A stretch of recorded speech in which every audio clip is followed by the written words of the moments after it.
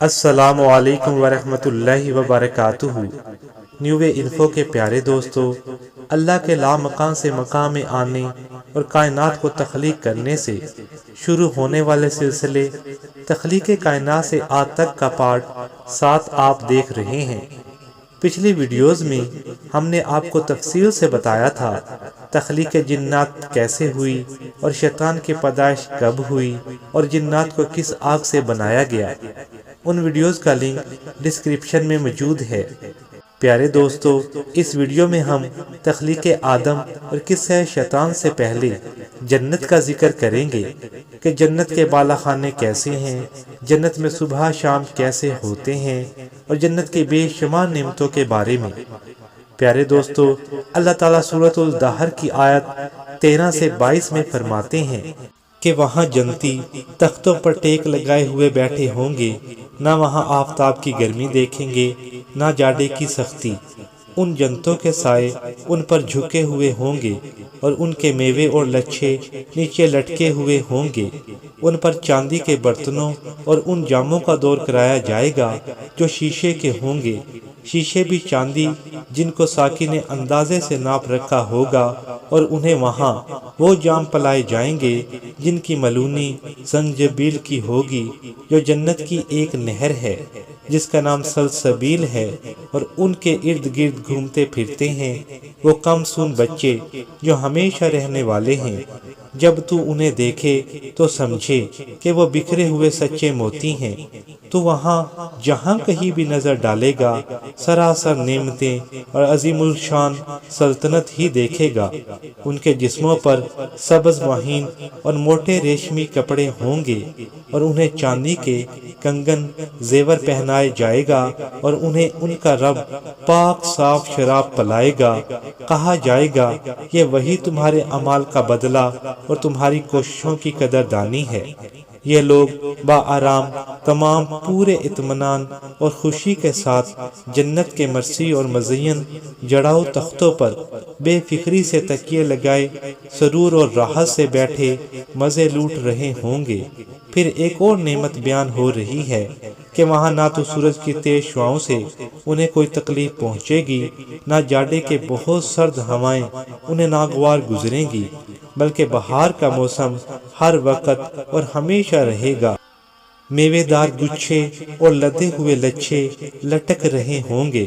توڑا اور کھا لیا، اگر کھڑے تو میوے اتنے اونچے ہیں، بیٹھے تو قدرے جھک گئے، لیٹے تو اور قریب آ گئے۔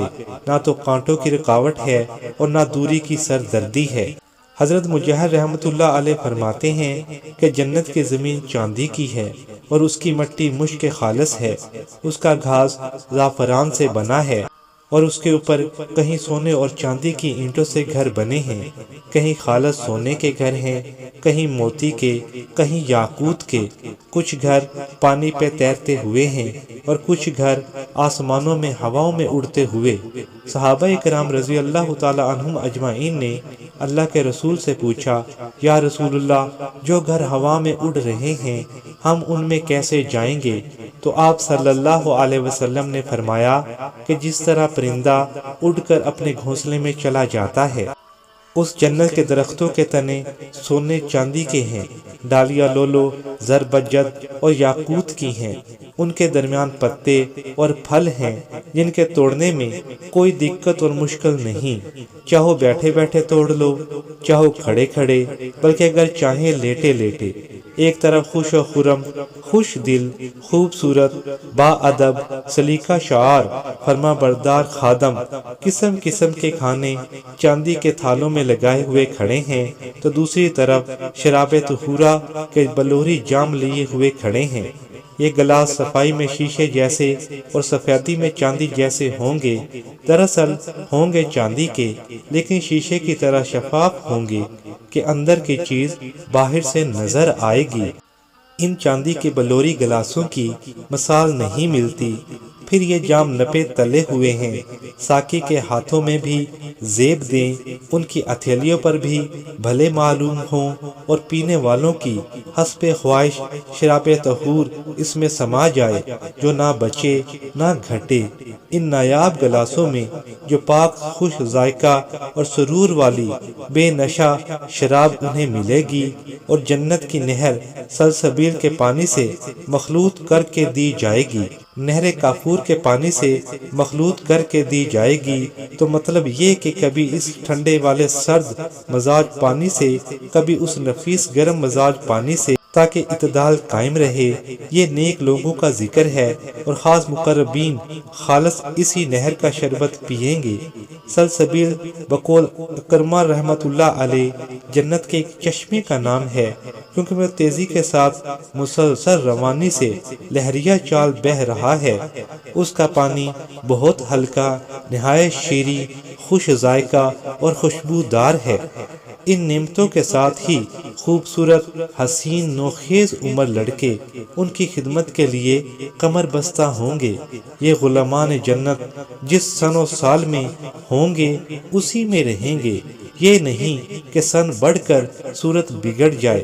یہ نفیس پوشاکیں اور بیس قیمت جڑاؤ زیور پہنے ہوئے ہوں گے۔ یہ کثیر تعداد میں ادھر ادھر مختلف کاموں پر بٹے ہوئے ہوں گے، جنہیں دوڑے بھاگے مستعدی اور چلاکی سے کام انجام دیتے ہوئے ایسا معلوم ہوگا جیسے ادھر ادھر موتی جنت میں بکھرے پڑے ہیں۔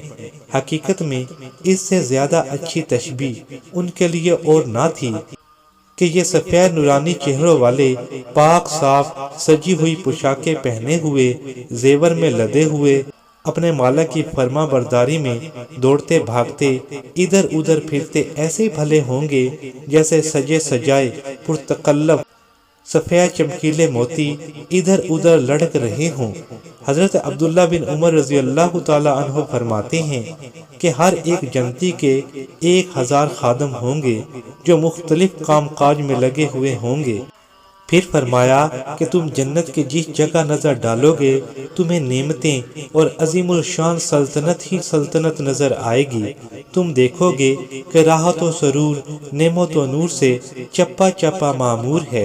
چنانچہ صحیح حدیث میں ہے کہ سب سے آخر میں جو جہنم سے نکالا جائے گا اور جنت میں بھیجا جائے گا، اس سے جناب باری تعالیٰ فرمائیں گے، جا میں نے تجھے جنت میں وہ دیا جو مثل دنیا کے ہے، بلکہ اس سے بھی 10 حصے زیادہ دیا۔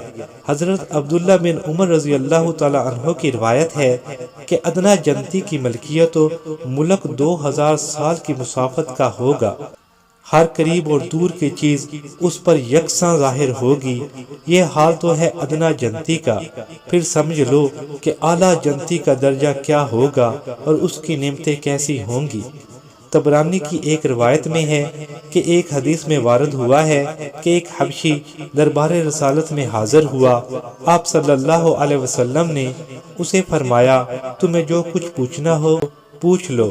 اس نے کہا، یا رسول اللہ صلی اللہ علیہ وسلم، صورت و شکل میں، رنگ و روپ میں، نبوت و رسالت میں آپ صلی اللہ علیہ وسلم کو ہم پر فضیلت دی گئی۔ اب تو یہ فرمائیے کہ اگر میں بھی ان چیزوں پر ایمان لاؤں جن پر آپ ایمان لائے ہیں اور جن پر آپ عمل کرتے ہیں، اگر میں بھی اسی پر عمل کروں تو کیا جنت میں آپ کے ساتھ ہو سکتا ہوں؟ آپ صلی اللہ علیہ وسلم نے فرمایا، ہاں، قسم ہے اس اللہ کی جس کے ہاتھ میں میری جان ہے کہ سیاہ رنگ لوگوں کو جنت میں وہ سفید رنگ دیا جائے گا جو 1000 سال کے فاصلے سے دکھائی دے گا۔